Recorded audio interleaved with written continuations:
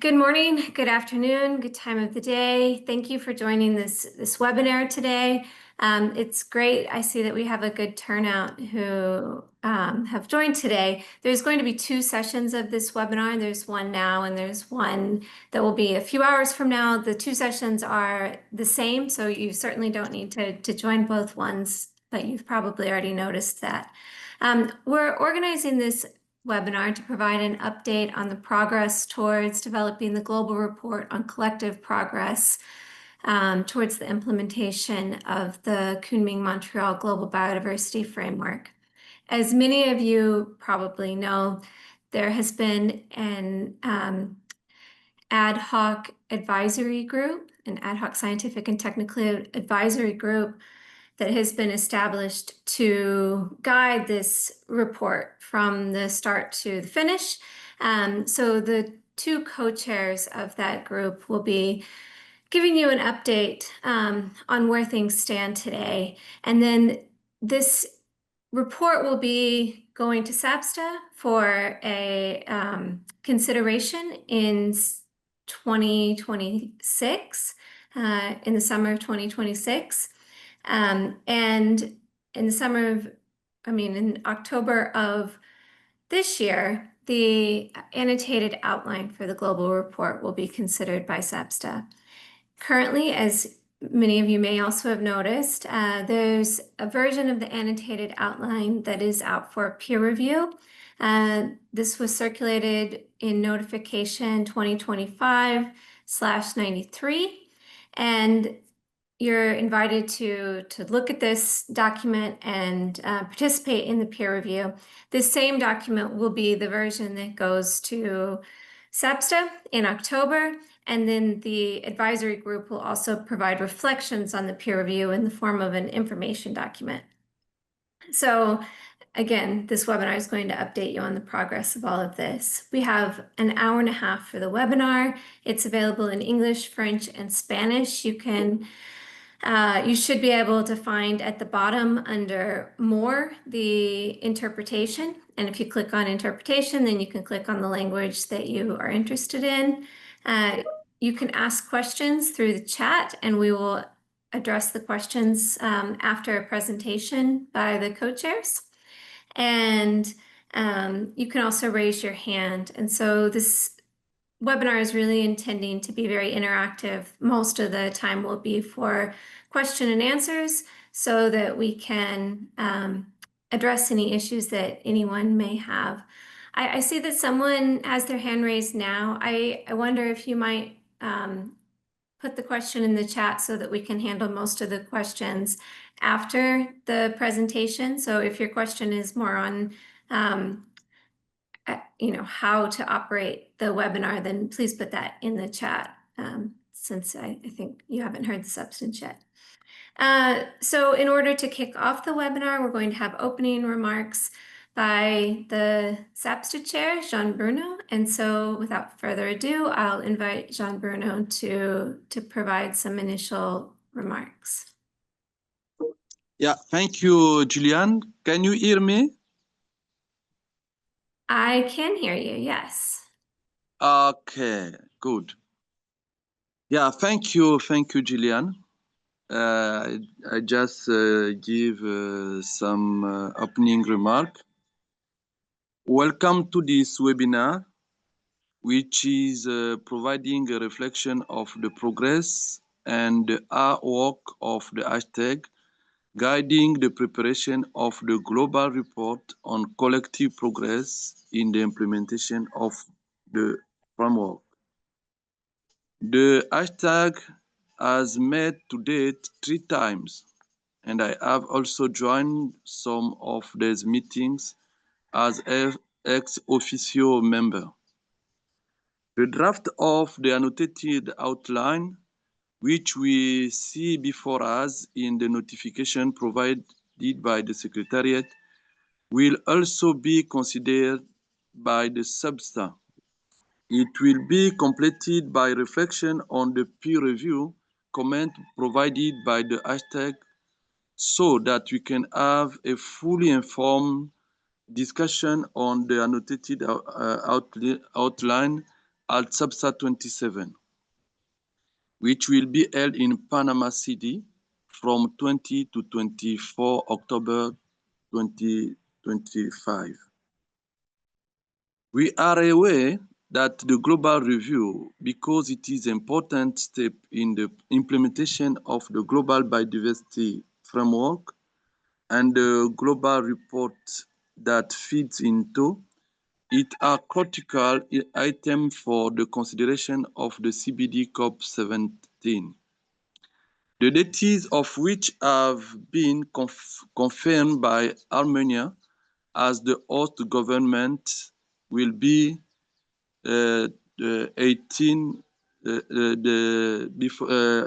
between 18 and 30 October 2026.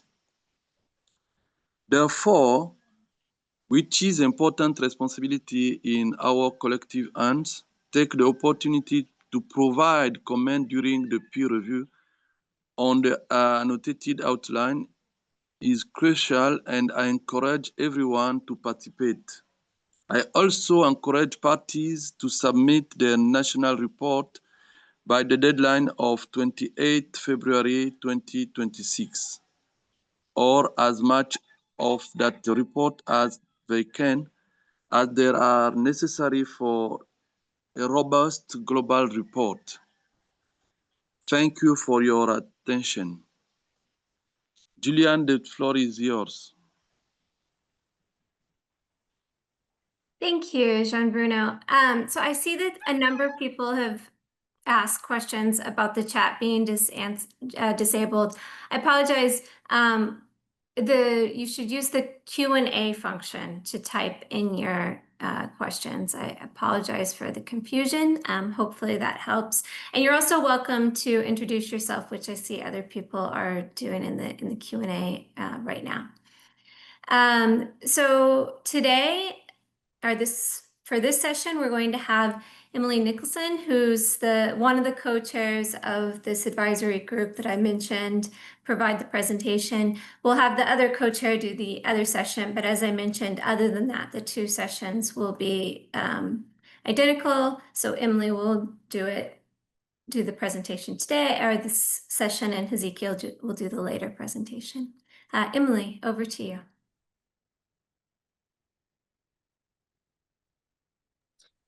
Thank you, Gillian. I'll just share my screen and hoping that you can see the slides. Yep. Yep, there's a strange background, a noise in the background. Oh, it's gone. Okay, great. Thank you for the introduction, Jean Bruno, and thank you for the opportunity to speak with you today. So I'll be giving today an overview on progress in producing the global report on collective progress in the implementation of the Kunming-Montreal Global Biodiversity Framework.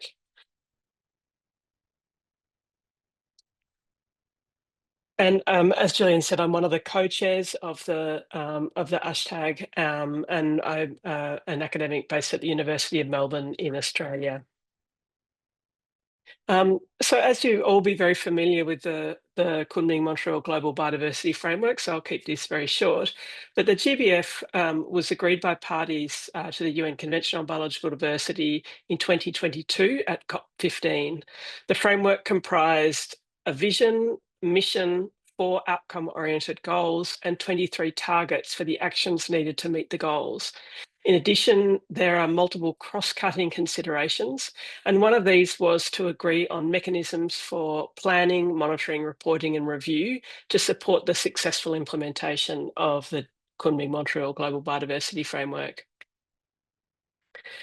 So what was agreed at COP15 on planning, monitoring, reporting, and review? First, there was to be a rapid alignment of the NBSAPs, or the National Biodiversity Strategies and Action Plans, with the framework and the new goals and targets, including the development of national targets by COP16. At each COP until 2030, there'll be a review of the implementation of the framework. There will be a global review presented at COP17 and COP19. There'll be a national report due in February 2026, which is coming very soon. And that we have an agreed monitoring framework that is to be used across this planning, monitoring, reporting and review. And there are other elements that including commitments from actors other than national governments and dialogues. And then at COP16 in Cali in Colombia last year, aspects of this were finalised and more detail was agreed on. And this included a review of the implementation. So we saw 44 parties had submitted NBSAPs by COP16 and 119 parties had submitted national targets. They agreed on a finalisation of the reporting template, which is now available, as well as a template for commitments from actors other than national governments, and that's currently being developed. The monitoring framework was also finalised, including guidance on indicators, the headline indicators and a list of other indicators, and also procedures and governance for the global review, which I'll talk about today. I've noticed there's some hands going up. I can't see the chat. Just jump in if there's anything that I need to do to stop if the sound's not clear or so forth. You sound fine to me, Emily. I think people are asking questions, but I'll try to group them together and then package them after your presentation. Okay, great, because I can't see them. Okay. And so where is the current progress in PMRR? So parties are encouraged to use headline indicators as well as other relevant indicators in their NBSAP and accompanying monitoring plan. And we had the methods for indicators outlined at COP16.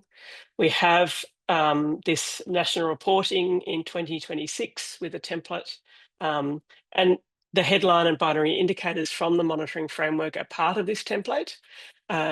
Parties may report using headline indicator data from national sources, or they can use global estimates if those are available. And other indicators are optional, but encouraged, which are the complementary and component indicators or relevant national indicators. And then those national reports will be submitted in February 2026, and their analysis will be part of the global review. And the global review itself is due at COP17, and this analysis of progress will be based on the indicators and largely on based on the national reports.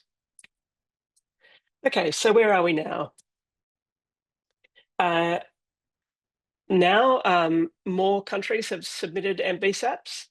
So we have 57 NBSAPs from 55 parties, which is many more than at COP16. And we also have over 3,000 national targets submitted from 137 parties with a minimum of one national target, which is really excellent global coverage. So what is the global review, which is the main concern of the hashtag? So the global review is the process that will happen at COP17 and will culminate in a decision or decisions. The global review will primarily be based on the national reports that are submitted in February 2026 and a global report on collective progress in the implementation of the framework. The principles for the global report were agreed at COP16 in decision 1632, and that is that it should have a balanced consideration of the three objectives of the convention. It should consider specific challenges, especially for developing countries, and in particular, the least developed countries and small island developing states. It should draw upon data and information provided by parties, and also the best available peer-reviewed scientific, technical and technological information, as well as traditional knowledge. It should ensure a balance, transparency, inclusivity in the preparation of the report. And it will go through a process of peer review and review by SUBSA and SBI before its submission to the Conference of Parties at COP17. In that same decision, 1632, paragraph 17 outlined the structural elements of the global report that was agreed by parties. And these really form the basis of the annotated outline that I'll present shortly, and that is currently out for peer review. So first, there should be an introduction to the report and the framework. Second, a concise scientific and technical synthesis of the status of and trends in biodiversity. There should be a review of collective progress in the implementation of the framework, including a target-by-target assessment of progress, in addition to other elements of the framework, including sections C, I, J, and K. There should be a dedicated section on the provision of means of implementation consistent with the framework, an analysis of progress towards the goals of the framework and its 2050 vision, a concise compilation of examples of contributions of relevant multilateral environmental agreements towards the implementation of the framework in line with their respective mandates, and a conclusion that summarises the key messages and the content of the report.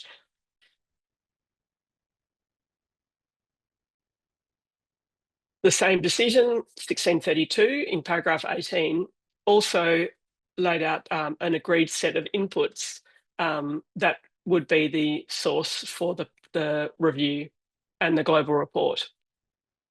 As a primary source, it should be the national reports. Also, an analysis of the usage of the headline, binary, component, and complementary indicators, and the use of national indicators of national reports should be included. It should also contain a global analysis of information of MBSAPs and national targets, reports of the regional and sub-regional dialogues, and information of commitments by actors other than governments towards the framework, including from IPLCs, women and youth.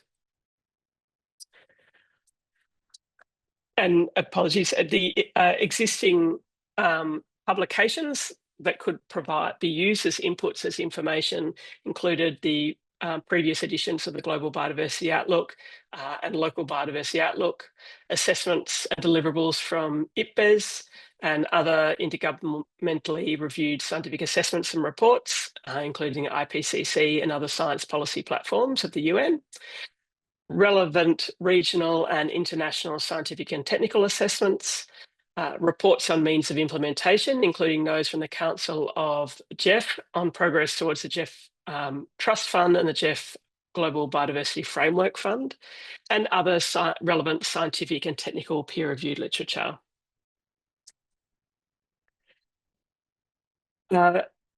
As part of this information gathering, we will also be requesting information from others, and that includes information from the Secretariats of Biodiversity-related conventions and other relevant multilateral environmental agreements, international organisations and processes, and these include reports submitted under these conventions and on the Sustainable Development Goals.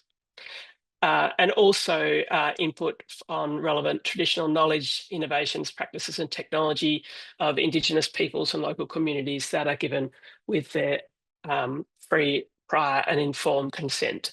And at present, the templates are being developed and the relevant organisations will be invited to contribute this information. So the timeline for the global report was also in the decision 1632. And the main thing you'll probably notice from this is that the timeframes are very short for completing the review, given that the national reports are coming in late February, with the final global report due less than 8 months later after multiple rounds of review. And at present, we are here at the annotated outline having been sent for review. So I'm just going to briefly describe the governance of this process for the global review and the global report.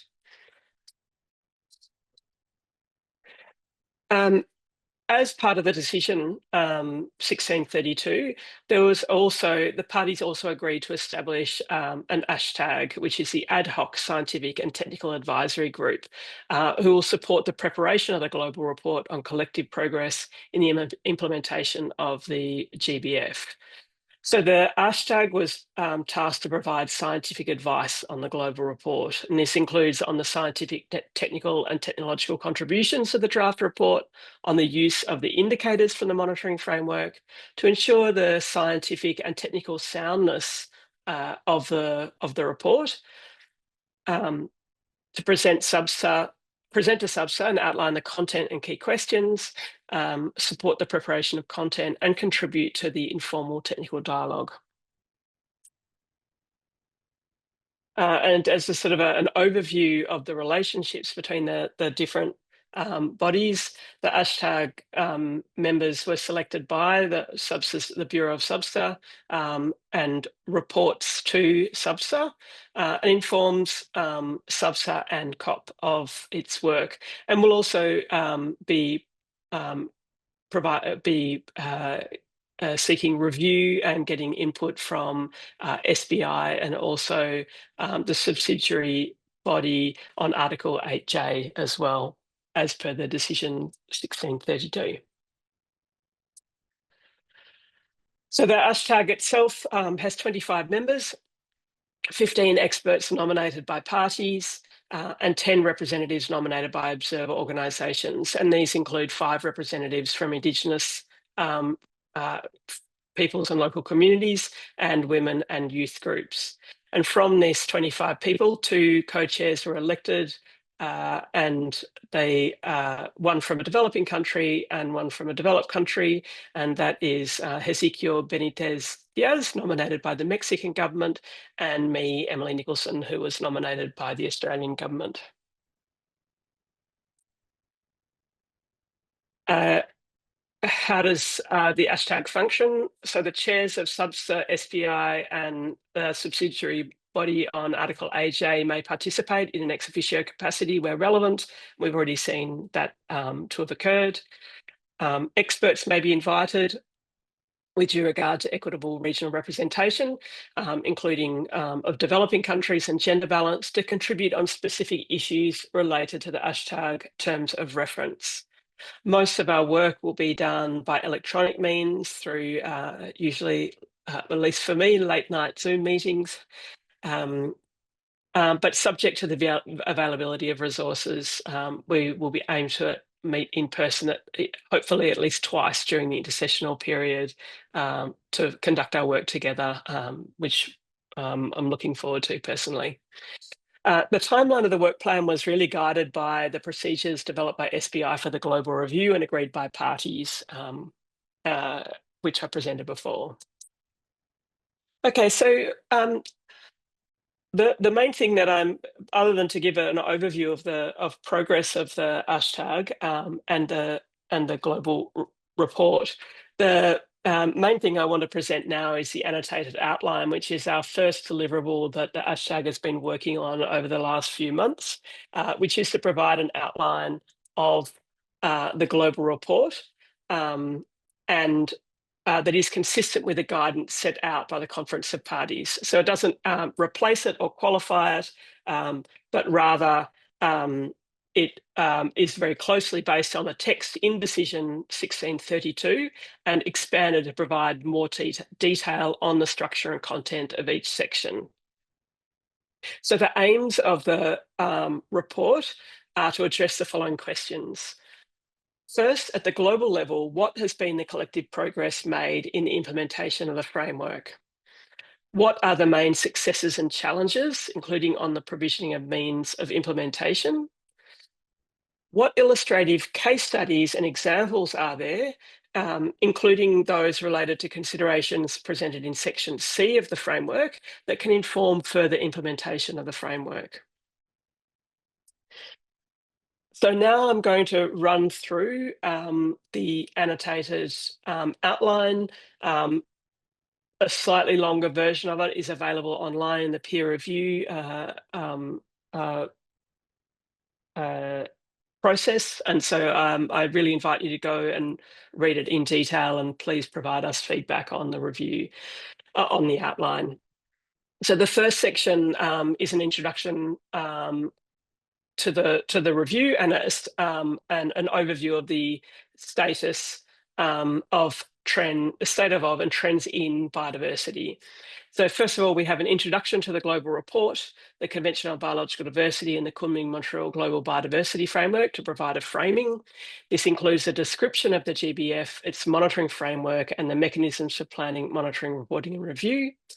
It includes an introduction to the purpose and scope of the global report and how it links to the global review process for the Kunming-Montreal Global Biodiversity Framework, and a description of how the global report was prepared and links to relevant past assessments, including editions of the Global Biodiversity Outlook.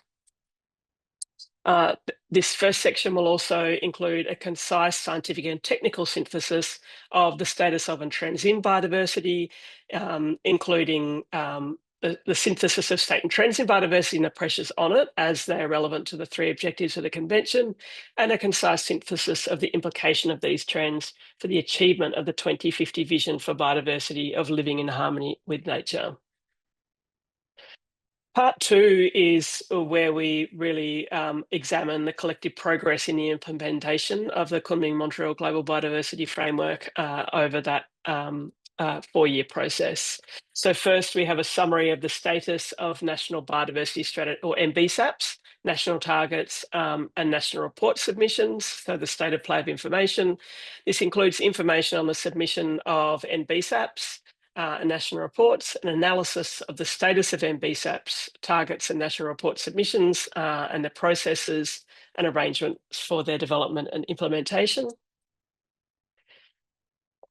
It also includes a collective, an assessment of the collective progress towards the Kunming-Montreal Global Biodiversity Framework targets. So we'll have a target-by-target analysis to analyse the alignment of national targets with the global target of the GBF, a summary of the number and types of contributions to the local target from actors other than national governments, a summary of actions, successes and challenges in implementing the national targets as provided in the national reports, a summary of how headline, binary, component, complementary and national indicators were used by parties for the relevant global target and any identified challenges in their use, a summary of the regional and/or global trends for the target based on the headline and binary indicators, including tabular or ideally graphical representations of the indicator where possible, and relevant disaggregations where possible. And where possible, again, subject to the information, this section will also analyse how elements of Section C in the GBF has been addressed in in NBSAP's targets and associated processes. At the end of the target-by-target analysis, there'll be a review of the collective progress in the implementation of the GBF for all 23 targets together. So this will provide a summary of the overall and cross-cutting messages from the target-by-target analysis. It'll provide a description of how collective progress relates to the mission of the GBF, an overview of the considerations for implementation of the GBF set out in Section C of the framework and how well that's been addressed in the actions taken to date. And then also an overview of how the other sections of the GBF, including Section I on implementation and support mechanisms and enabling conditions, Section J on responsibility and transparency, and Section K on communication, education, awareness and uptake, how well they've been taken into account in implementation. There will also be a section that will review the provision of means of implementation consistent with the Kunming-Montreal Global Biodiversity Framework. And this means a summary of a provision of means of information from national reports, in particular reporting on Goal D, targets 18 and 19, and information from GEF Trust Fund and the GEF Global Biodiversity Framework Fund. It'll include a summary of successes and barriers, including possible gaps in the means of implementation, which were noted by parties in their national reports and in their national target submissions, so drawing from those, and an analysis of identified needs and required means of implementation for progress towards targets 18, 19 and 20. This will be followed by a concise compilation of examples of contributions of relevant multilateral or international agreements, organisations and processes towards the implementation of the GBF, and particularly how they've created synergies and have resulted in progress towards implementation. Then we'll have an analysis of the progress towards the 4 goals of the GBF and the 2050 vision for biodiversity. And this will follow a similar structure to the target by target analysis, with a summary of the relationship between the collective progress of the targets and its outcomes in the 4 goals and the vision, a summary of how headline and binary and component, complementary and national indicators were used by parties, a summary of global and where possible regional trends based on the headline and binary indicators, including potentially relevant disaggregations, and information on possible pathways and actions to address any challenges and gaps in implementation, and how these link to the theory of change, the 2050 goals, and the 2050 vision for biodiversity from the Kunming-Montreal Global Biodiversity Framework. And then the report will conclude with a short section that has the key conclusions that summarise the key messages from the report, particularly including it related to the provision of means of implementation and possible pathways and actions to overcome challenges and support for the implementation of the Kunming-Montreal Global Biodiversity Framework and achievement of the 2050 vision for biodiversity. A notification was sent out at the end of last week, I think, notification 2025-93, calling for peer review of the annotated outline. This is now open, and I strongly encourage you to go through it in detail and provide feedback. Be very, very welcome. And that will be due on the 27th of August. I think that's a 6-week period. And that concludes my presentation. And so now it's your time to answer any questions about the process of our work. And I'll stop sharing so I can see. Thank you for the presentation. So again, if you would like to raise your hand, you can.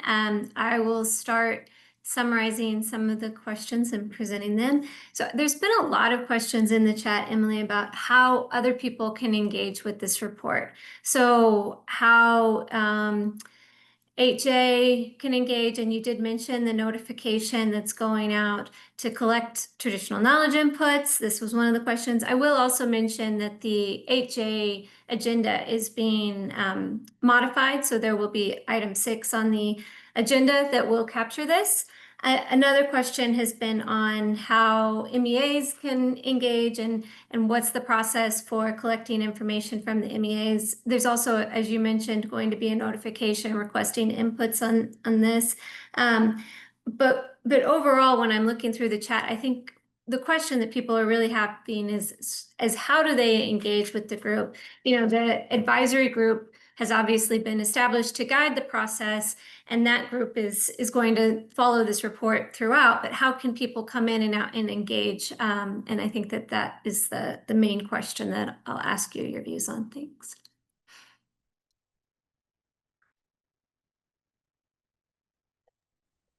I'd be actually really interested to hear your and also Hezekiah's views on that. I think that the scientific community will be able to engage, I presume through national reports as well, and consultations at the national level. This review process will also provide an opportunity to do so, that I hope people will take the opportunity to engage in. Do you have any additional thoughts on that?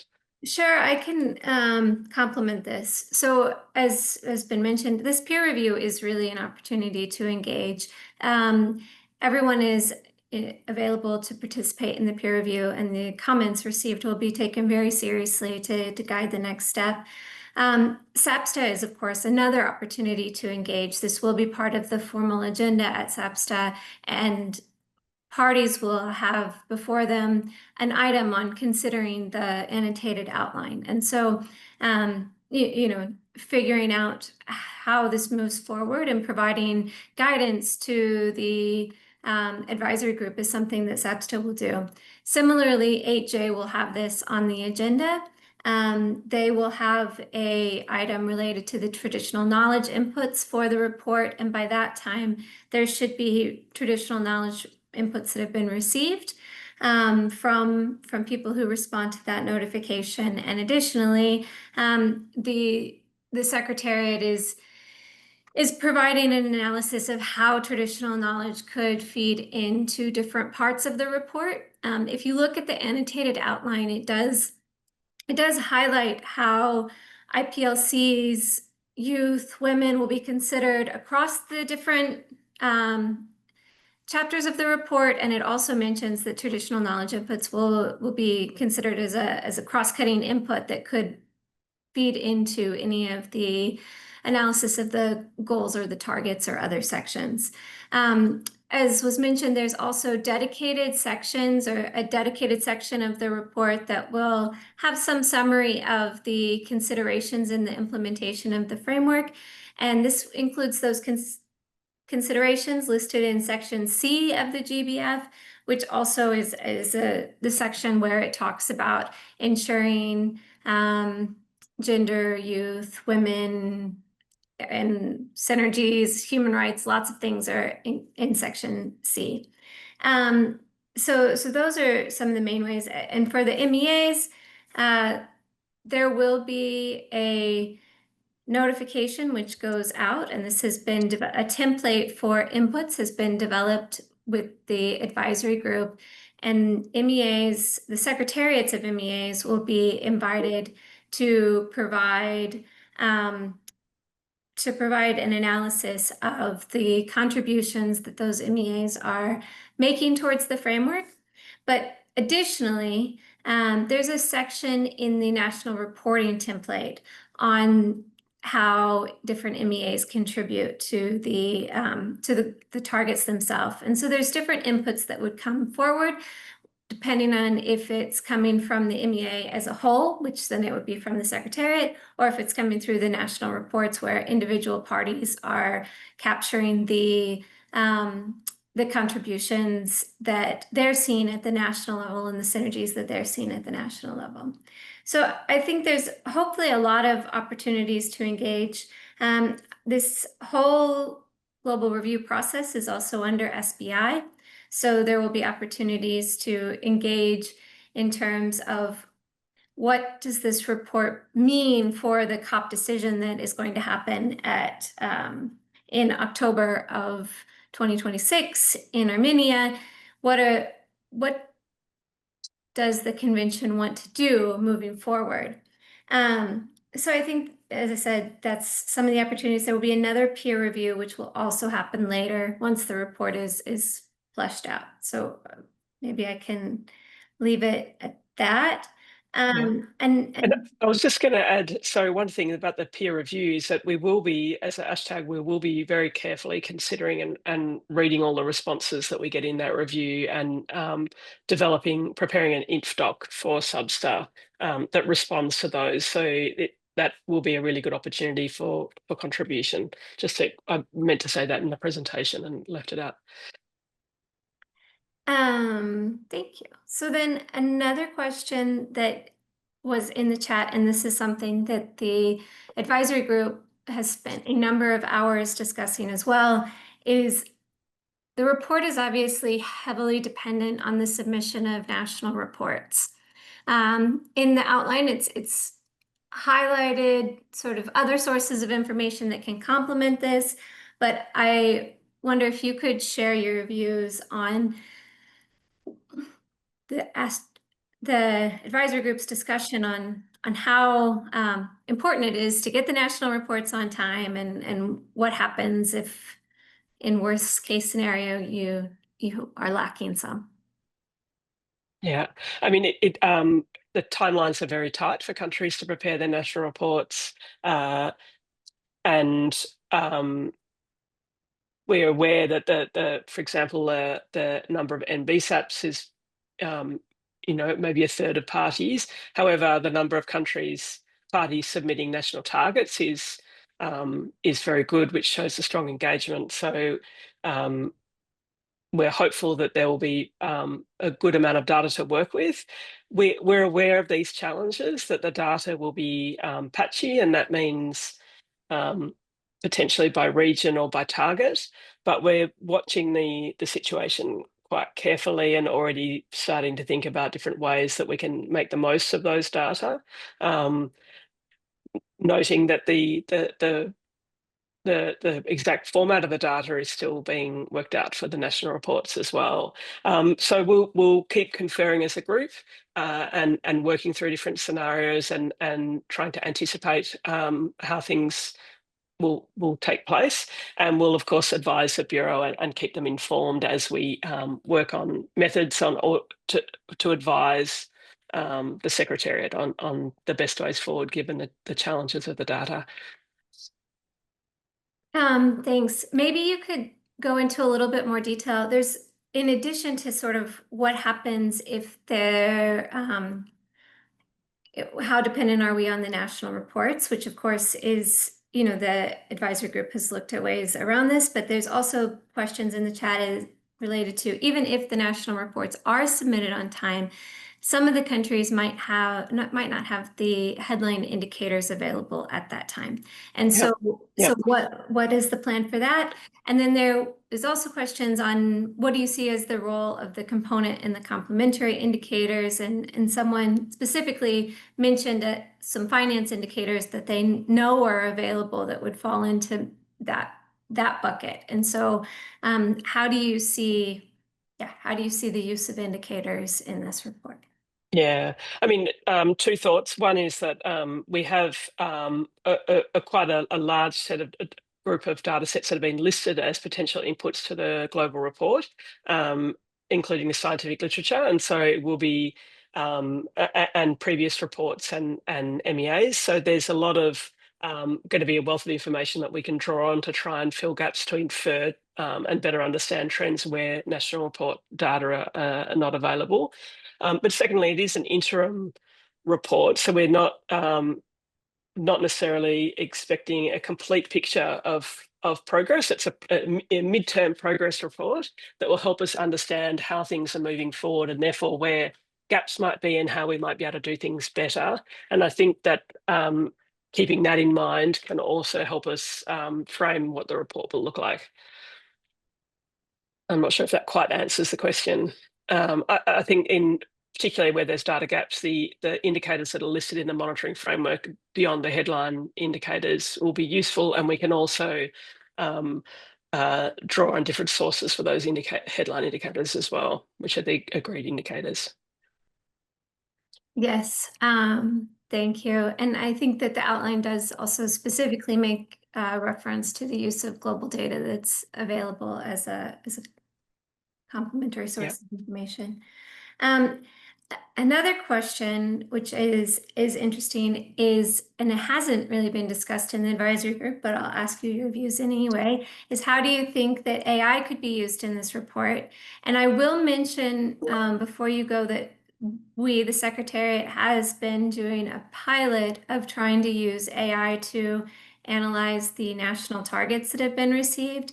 And we have not had great results yet. I mean, I think we have had a programmer working with us who's developed an algorithm to try to summarize the information that we've received through national targets. And it does okay, but it's not quite at the point where we cannot have people read through all the target submissions.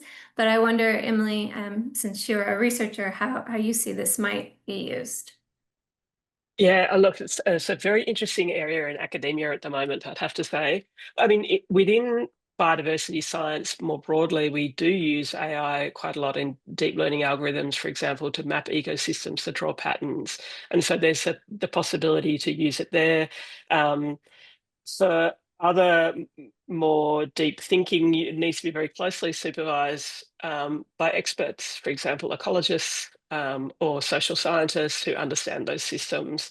So I think there's potential, but just would need to be very thoughtfully done to make sure some really critical information is not lost and that the rights of knowledge holders are well protected as well.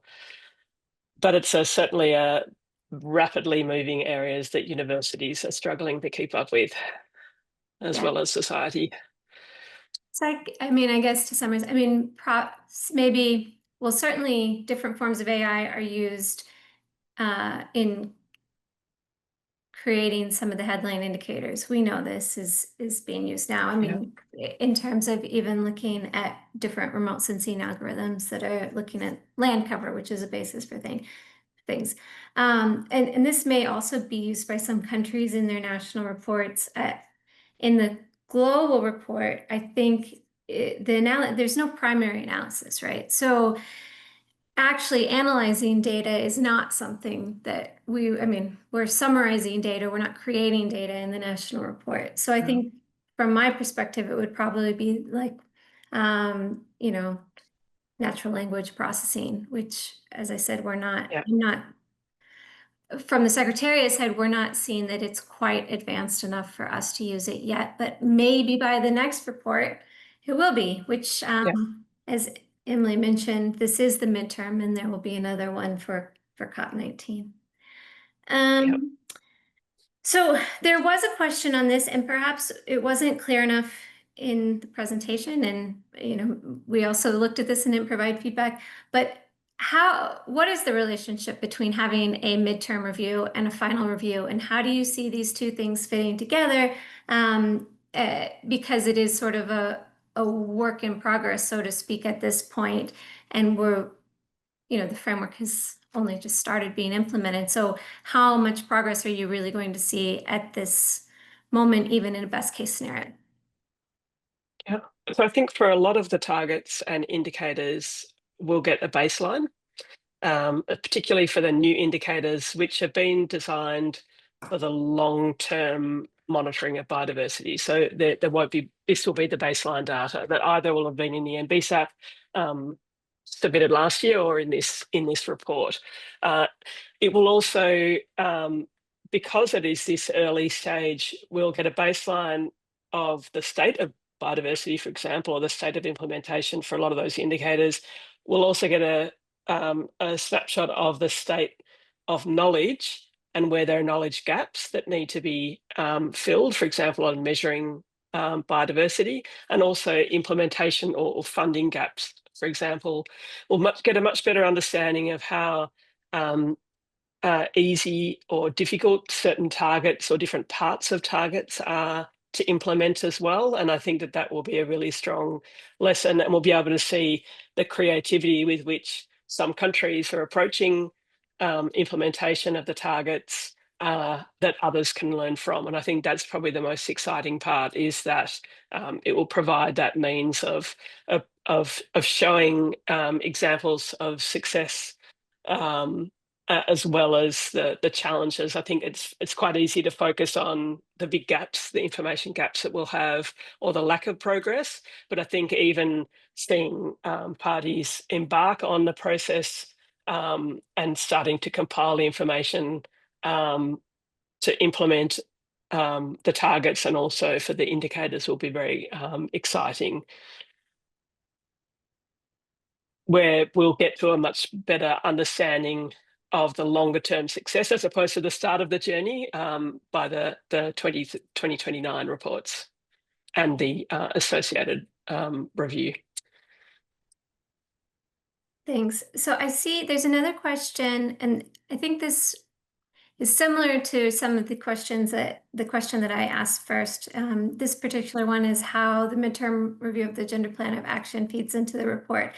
I will mention that the actual review of the Gender Plan of Action will be done also for COP17. And so it will feed into the overall global review more than it feeds into the global report because of the timing.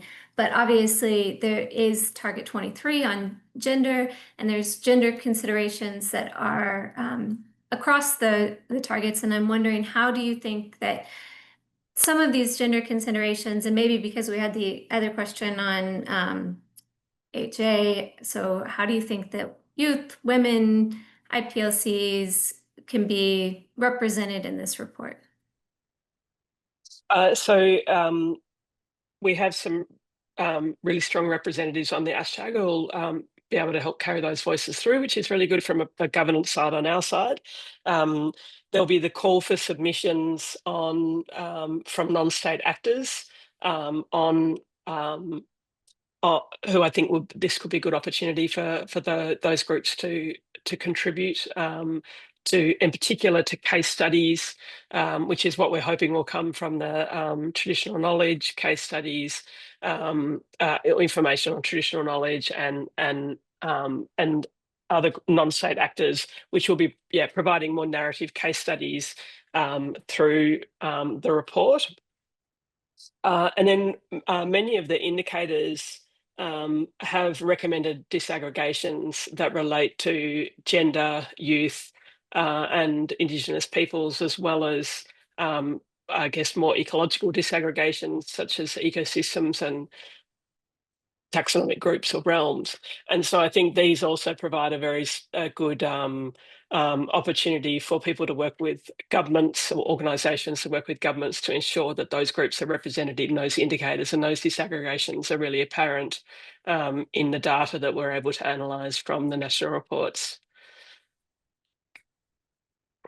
Thanks. So I think that this is exactly right. I mean, if the NBSAPs and the national reports are inclusive processes, then this information will also come through the national reports. So you will have this input coming from the global level, and there's the opportunity to engage with the non-state actor template or the actors other than national government template.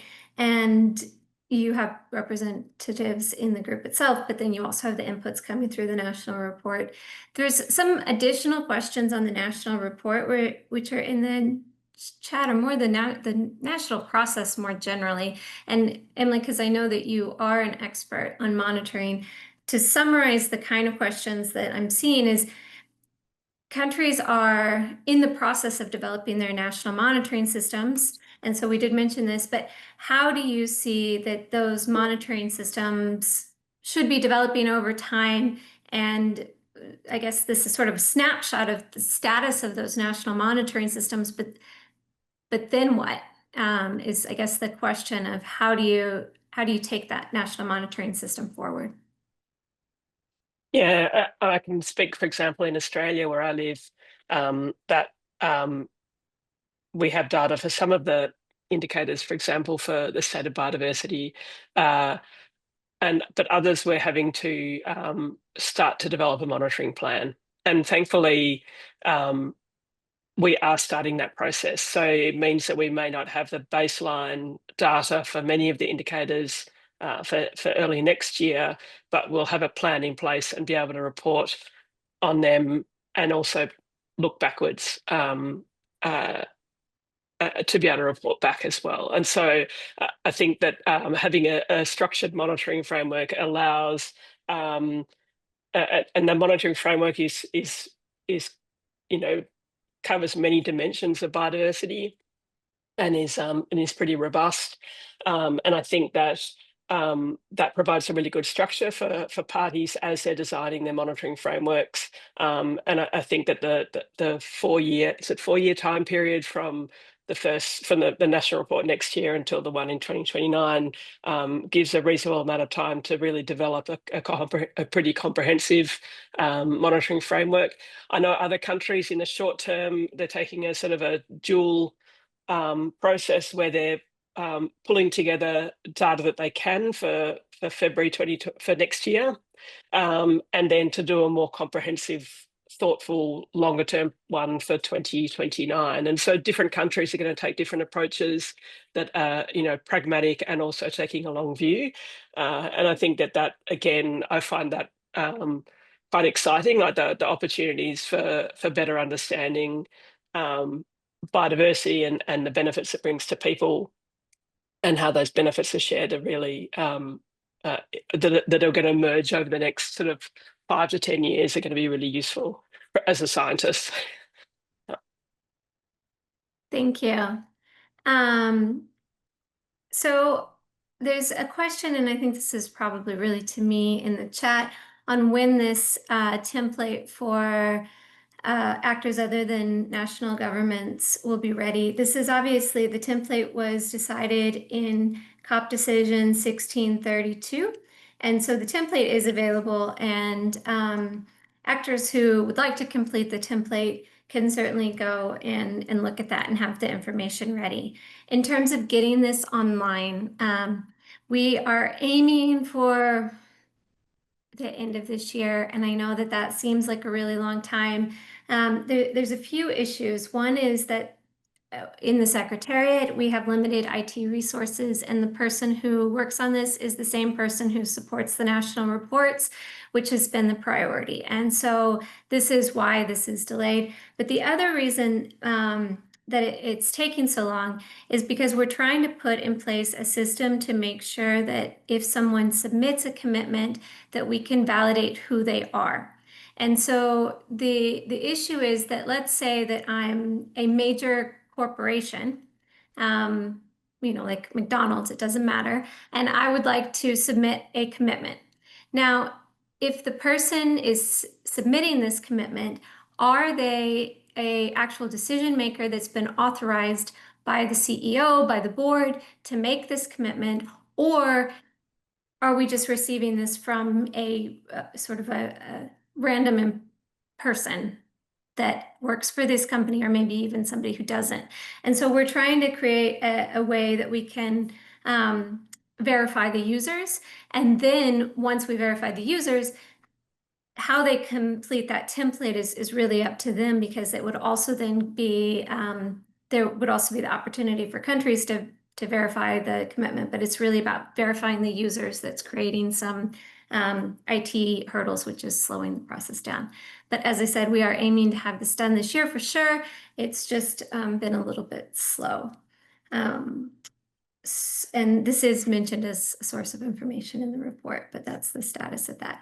Now, there's another question on the technical dialogue, and this is a good point, and we haven't spent much time talking about this in the advisory group yet, because in the decision 1632, the technical dialogue was always something that was anticipated to occur in 2026 and probably fairly close to the middle of 2026. This technical dialogue was envisioned by parties as a way to bring all stakeholders together to discuss the global review. So really, more than discussing the report, to discuss the implications of that report and what it means for the decision-making under the convention. And the idea, again, would be, it would not be a formal negotiation. It would be an opportunity for CSOs, academia, parties, other groups to all engage at the same level. And I'm wondering, Emily, as I said, I know we haven't talked about this much, but how you see that could happen, and is this an opportunity for some of these other stakeholders to engage from your perspective? I'm very sorry, I got caught up answering questions on the online, and so I lost track of what you were talking about. I apologize. Can you just broaden the question? Yeah, we will hopefully have a technical dialogue next year, if we have a budget. So currently we don't have a budget for this, but it is in the COP decision. And the idea would be that outside of SAPSTA, to have a meeting where everyone's at the same level, academia, CSOs, parties, all can discuss. And I'm wondering how you see the role of that in this process. I think it would provide really valuable input, particularly during the review process and the analysis process. I think there's the good opportunity to put in submissions, for example, in this review, but that's the current peer review focuses on the outline, but things like submissions or information about available data, that there's just constantly new data sets that are becoming available that have great potential, or new methods of analysis, which would be really useful. I think also, not just from academia, but understanding how countries are implementing, I guess, showing innovative ways to implement the indicators and the targets to achieve the goals will also be a really useful part of the dialogue as well. I'm not, yeah, I think also there'll be, I don't know if that can feed into any of the regional dialogues as well, or if that just comes too far afterwards. And I haven't been to a regional dialogue as an academic. I tend, these sort of processes are newer to me, but whether there's scope there for input to the review as well, to the report and the review process. So the regional dialogues are being held now, and so certainly the reports from those will be available at the time of drafting the global report. So it can be a source of information.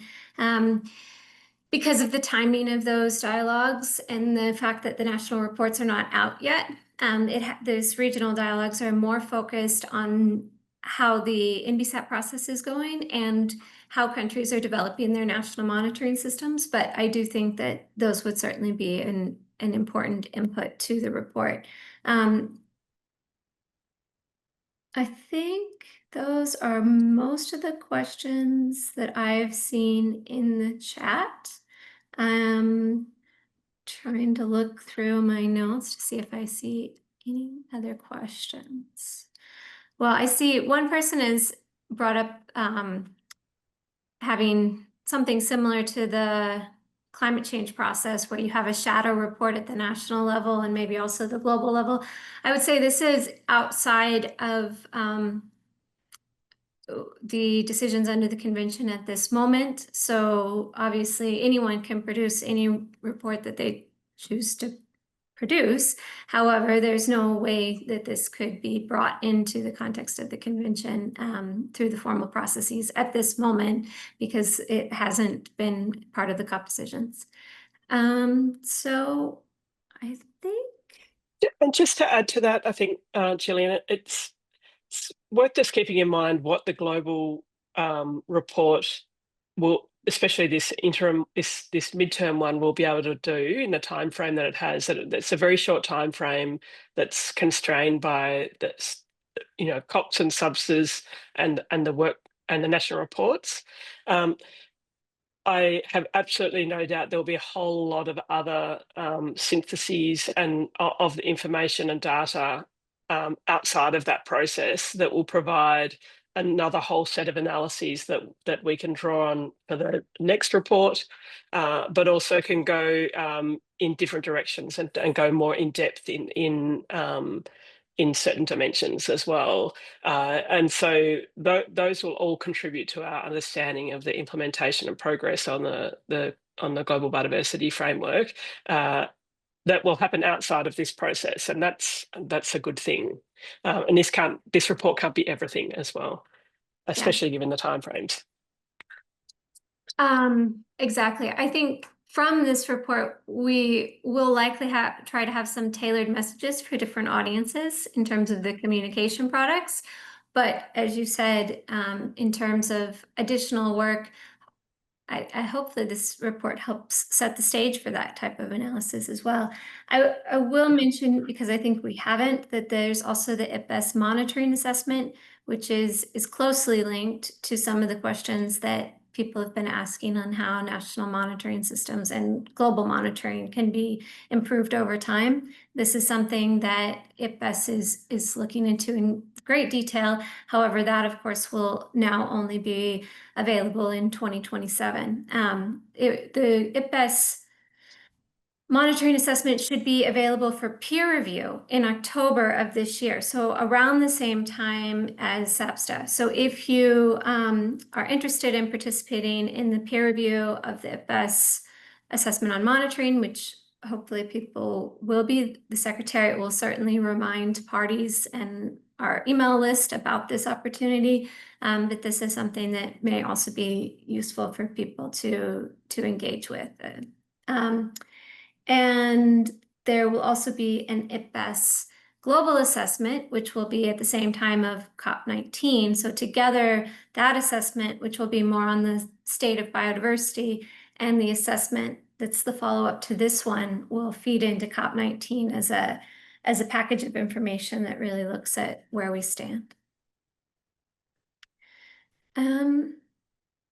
Okay, so I think if there's no other questions, I see somebody's asking, is there anything at the IUCN World Conservation Congress?